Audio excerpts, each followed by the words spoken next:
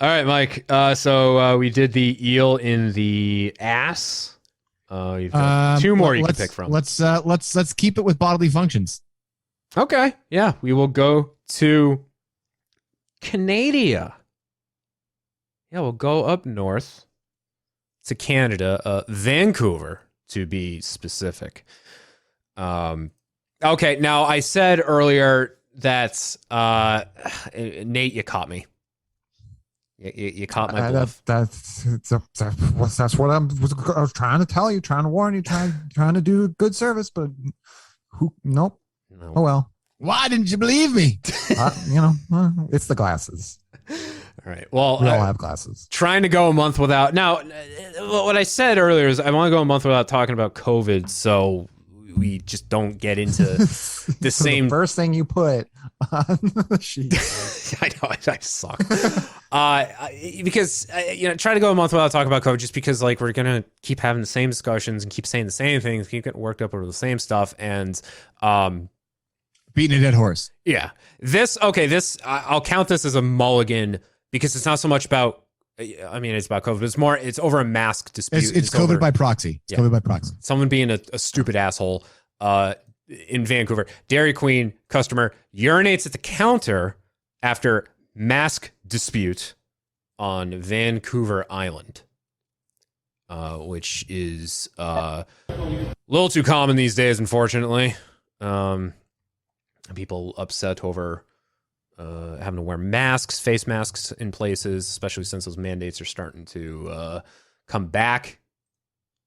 See if I can share the old. There's just a stupid pun waiting to be made of something around the line of just like he took being pissed off way too far.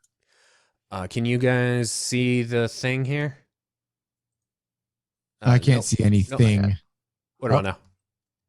How about now? Blur. Okay, let's try this. Man refusing to wear mask urinates inside Port Alberni Dairy Queen. Ma'am,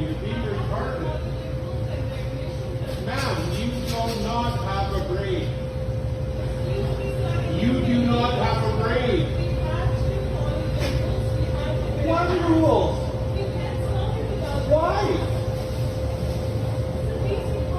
It's not a BC policy. BC policy says you have to observe exemptions. Well, I'm gonna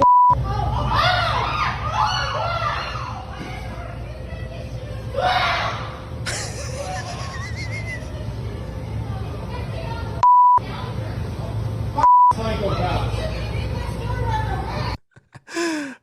Wow. I like the. That just happened. I like when he calls them psychopaths. What the fuck? I didn't see anything come out though. It was on the countertop. You could see the shimmer shine. Oh, okay. I was expecting some like splashback, like being able to see it just kind of bouncing off everything. And also the man having just a full tank ready to go. I don't ever feel like I can just do it on command like that. I don't know. Apparently you have some prostate issues. I mean, hey, we're getting there. Yep. Like Nate said earlier, once you hit your 30s, man, backed up on one end and can't stop on the other. I think, I don't know. Do you guys watch Letterkenny? I do not watch Letterkenny. I know it's something that you need me to watch. I just literally have so many other shows I need to get to. Okay. Nate, you said yes. Yes. Okay, so I'm going to play the audio of this guy again and listen closely to his voice. I mean, it's the most Canadian voice, but listen closely. I process the audio a little bit so it stands out a bit more. Here we go. Ma'am, you do not have a grade. You do not have a grade. What are the rules? Why? It's not a BC policy. BC policy says you have to observe exemptions. Nate, who does that sound like?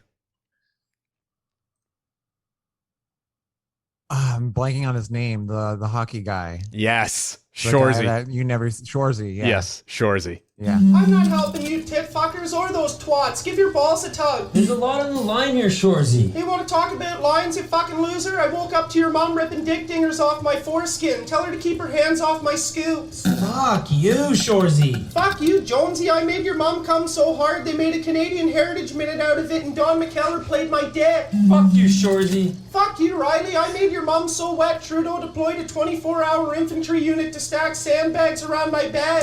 Fuck you, Shorzy. Fuck you both. Your lives are so fucking pathetic. I ran a charity 15K to raise awareness for it, you fucking losers. I love that show. Yeah. I there's like a whole 10-minute long compilation of Shorzy, and I kind of wanted to just play the whole thing, but alas, we cannot. and somehow there's going to be a Shorzy spinoff. I think that's overkill. Yeah. He's funny in small amounts, but giving him his own show, I don't think is going to work. Especially since A little too much of himself. yeah, especially the part of the joke is you don't see his face. So Yeah. like, how you can do a whole show? It's like if the neighbor from Home Improvement had his own show. How do you do that? Yeah. He never showed Badly. his. Yeah, you never saw his face. And like the one episode where he wasn't behind the fence, he was struggling to keep his face covered. But anyway, yeah, the old pisser here sounds very much like Shorzy. Well, it is Wayne, isn't it? It is Wayne. Yeah, it is. Yeah. It is Jerry. So like, King, it's just the same voice. Yeah, it's the same voice as Wayne. So that's why you don't see the face. But you know what, this guy, I think he really actually is Shorzy, because I think it's like one of Shorzy's first appearances. He's pissing, like literally pissing all over Riley and Jonesy. Yep. And that's exactly what this guy did. But that said, the security footage got a glimpse of his face, and I'd argue that he looks like Judah Friedlander, if you remember that guy. Judah Friedlander. Wow. Okay. With his comical hats. That's a callback. I apparently met that guy. I don't remember this, but I met him. Photographic proof says otherwise. Yeah. is there any follow up to that story? Did he like get like No. arrested? There's a couple of guys dressed in red on horses that were chasing him down the street. I don't know what happened. They said, "Hey, don't do that." All he'd have to do is apologize, and they'd be fine. Sorry. Sorry.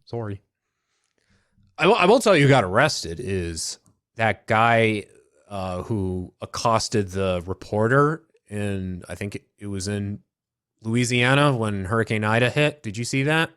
No, I did not. This on-location reporter just doing his thing, reporting in the storm, and then this just random dude just runs up to him and gets in his face and starts asking him if the news that he's reporting is accurate, and wouldn't leave. And the reporter handled it professionally. He was calm. They threw back to the studio. The reporter then later said, he's like, "Hey, I was shook up. Otherwise, we've just been joking about it." Like him and his crew, not the guy that cost him. The guy that cost him just ran off. A warrant was put out for the guy's arrest. They identified him because he was very clearly on camera and found out that he had a criminal history in the state of Ohio. Wow. For I guess going to his former employer, which was it was like a chemical factory or something, and nearly causing like a massive hazmat situation by sabotaging all the equipment in there because he was upset about one thing or another. So yeah, no, probably not the smartest thing to do if you already have an active criminal history. Something says he's not necessarily thinking things through to consequences. Just saying. So he, I think he was, one of the charges was simple assault, and he's been arrested. So Is that like simple sugar Yes. or simple syrup? he just, it's just a simple, it's just a wee bit of assault. Well, the complicated assault is when you've got to fold it, and then you got to go around the other way, and Yeah. it's just really convoluted. So, I mean, I guess if you're looking for some justice, if you're looking for someone who actually did something very stupid and then actually got caught for it, there you go. Because Well, that satisfies, I guess. yeah, because those, I mean, the folks, the news reporters, those who like regularly go out on location, they have to put up with that shit all the time. That's why they don't ever have high heels or dress shoes. They wear running shoes. Yeah, so they can get the fuck out of there if they have to. Oh yeah. Fuck, dude. There was a case like 5 years ago where like some like disgruntled former like on-air guy showed up in an on-location shoot and just like opened fire. Right, like that's a risk you have to have in the back of your mind. Like whenever I'm watching the news and you just see like the hecklers in the background or like the jokesters, I'm always afraid that that it's some psychopath that you're about to see like a murder happen on live TV as a result, especially when the riots were happening last year. God damn, like they're all like all the on location reporters, they're all out there, like it's standing in the middle of the street while like stores are being looted in the background. And I'm surprised none of them emerged with I guess I'm surprised that they all emerged unscathed. Because that's good. Yeah, it's some scary times, man. But I mean, it's not like, you got to worry about a Bud Dwyer incident. oh, Jesus. Oh, man. That's hey, we got a good filter song out of it at least. So.